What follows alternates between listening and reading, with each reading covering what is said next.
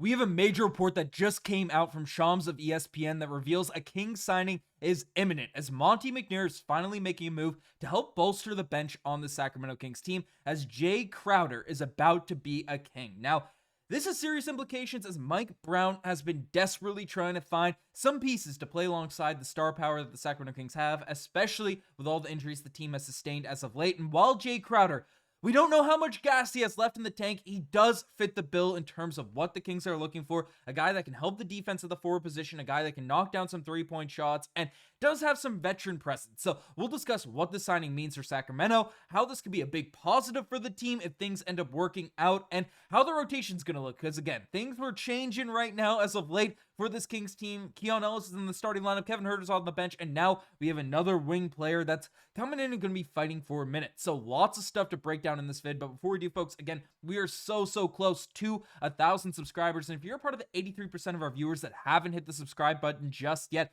and you want to stay up to date with everything that's going on with the Sacramento Kings team, make sure you guys hit that subscribe button so you don't miss anything that's happening and, breaking news that comes out, because, again, the Kings just made a move, and I don't think they're done in terms of bolstering, building up this roster, and I broke it down today, right? The Kings are in a position to where they have to try to really fortify this bench without giving a bunch of draft capital out there for the future, because, again, this hasn't been the season as desired for a lot of Kings fans, but there is so much talent. DeMar DeRozan, De'Aaron Fox, Keegan Murray, Domantas Sabonis, all these guys are upper echelon basketball players. And while Murray's shot, still developing, those are four guys you can reliably count on night in, night out to have an impact, to have a positive out there on the floor. You can include Malik Monk out there in that mix, and then Keon Ellis on the defensive end. So there is talent here. This team should be much better than what's showing, what the record is, out there on the basketball court, but they need a few more guys to knock down threes, guys that can play some defense at the forward spot, and just really round out this roster. And basically, news came out today that they're trying to do that, as Shams essentially revealed that free agent forward Jae Crowder is close to a deal with the Sacramento Kings. Sources tell ESPN. At 8-10 and dealing with some injuries, the Kings are working to add frontcourt depth with a 13-year NBA veteran who has made 2 NBA Finals appearances since 2020. So, again, Jae Crowder, he's a name that's popular amongst NBA fans. He's been on a lot of good teams. He's been an impact role player for a lot of guys, and surprisingly, he's not like as old as I maybe thought he would have been, coming in, with this signing initially happening. As Jae Crowder is 6'6", 235, big wing defender. A lot of people have seen Jae Crowder play a ton over the course of his NBA career, but he's only 34 years old. Now, he's not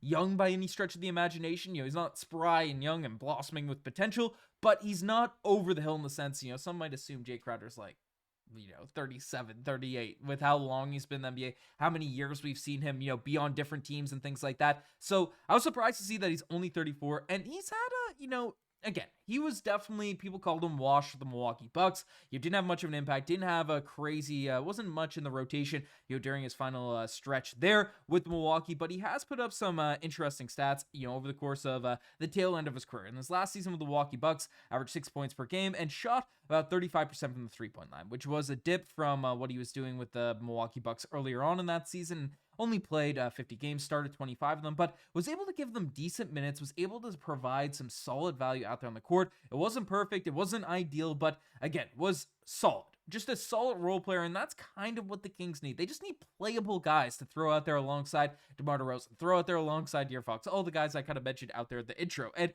the advanced stats, this is where you can kind of see the fall off more so in the box score, right? The advanced numbers did not like Jae Crowder too much in terms of his impact, especially on the offensive end of the floor, right? Minus 2.6 in terms of the offensive box plus minus. And for the first time, and it felt like his entire career, he had a negative warp, which is, tough to see out there. But the one thing that he did stay steady on, he did stay solid on, is he had just a flat, solid defensive box plus minus. So again, you can see all those numbers right at the far end. So what that means is he wasn't much of a positive impact player out there for the Milwaukee Bucks, his final season out there on the offensive end, but he still was a pretty effective defender. And that's kind of the biggest hole, the biggest area that the Kings are looking to improve. And then on top of it, have some 3-point shooting. When you take a look to a deep dive in the numbers in terms of what he was able to do out there at the 3-point line, for that Kings team, or for that Milwaukee Bucks team, not the Sacramento Kings just yet.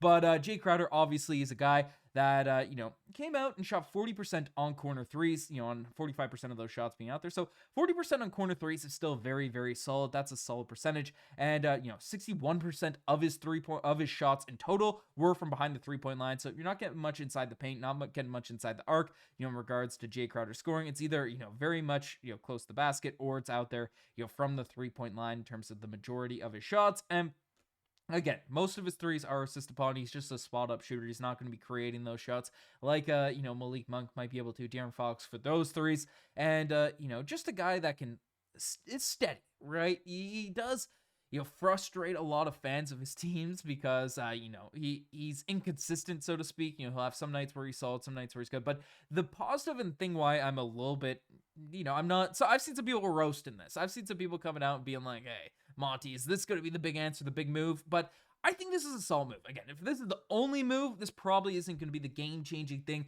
the Kings need to save their season, to change everything for the squad. But I think it is a solid move because Jae Crowder can play defense. He is a solid body, and he's just a vet. He's an NBA veteran that if it comes out in a steady situation, playing alongside talented players like the talented guys that the Kings have out there in their front line, they might be able to get the most out of him. Might be able to really just bring a lot out of Jae Crowder's game that hasn't really happened over the last little while. And, anything at this point, just a capable, solid NBA guy. That's really what Sacramento needs to make this team, just be formidable, especially when they're going down with injuries. So, adding a forward that has done it before over the course of his NBA career is someone I'm happy with. I'm giving a solid. Again, it's not a W till we see him out there on the court. We don't know how washed Jae Crowder is now at this point after not seeing him, the start of the season or anything like that. But I think this is a risk worth taking for Monte McNair right now, especially where there's little risk. We haven't seen the details specifically in terms of what this contract's going to look like. Like if it's a 3-year deal at like $5 million per year, then it's like, okay, you're risking a little bit, something like that. I'd imagine it's just gonna be a 1-year contract to where, it's not going to impact the Kings' flexibility moving forward to the future. I've seen some jokes about, okay, are the Kings going to give free agency, 5 second-round picks, because that's what the Bucks gave up to acquire Jae Crowder out there at their final sort of stretch. Obviously that's all memes. It's a low-risk move that, in theory, helps with the issues that the Kings have been having. So, again, I don't mind this. I think it's a solid move. Do I think this is exactly what the Kings needed? Like, it's not a home run by any stretch of the imagination, but it is something that, I can get behind. I can say, okay, I'm excited to see him come out there, and especially where Mike Brown, only gave Kevin Huerter 10 minutes of action last night, right? Given, the stuff that's out there on the court. I mean, it's just gives him another tool in the toolkit. And if he can't perform, if he can't play, it's a risk worth taking because, again, some unknown that might be out there, might be good, might be not. Jae Crowder, you kind of know what you're going to expect in terms of, kind of can play defense that's going to hit some 3-point shots. He has to at least be a threat out there. And, he's thrived in some markets and he's struggled in some markets. So, again, the Kings might be one of those teams where if you're playing fast, you play with some good guards, and they, feed you with your team, then it could be a positive out there for your squad. So, again, let me know what you guys think in the comment section down below about this Jae Crowder signing. I'm happy about it. I was happy when I saw the report. Not sold it's going to be a guaranteed home run, a guaranteed positive, or he'll even be in the rotation within 2 months. But, I think it's worth a try. I think it's worth giving him the run because, again, we'll see what we got in Jae Crowder, especially if he's healthy and can come out and play. But let us know what you guys think in the comment section down below. You guys are the best thing as far. Subscribe to the channel. Again, if you're a part of that 83% of our viewers that haven't hit it. I appreciate every single one of you that are tuned to the vids, but hit that subscribe button. Anyways, I'm frozen here now on the screen. I'm signing out. Cheers.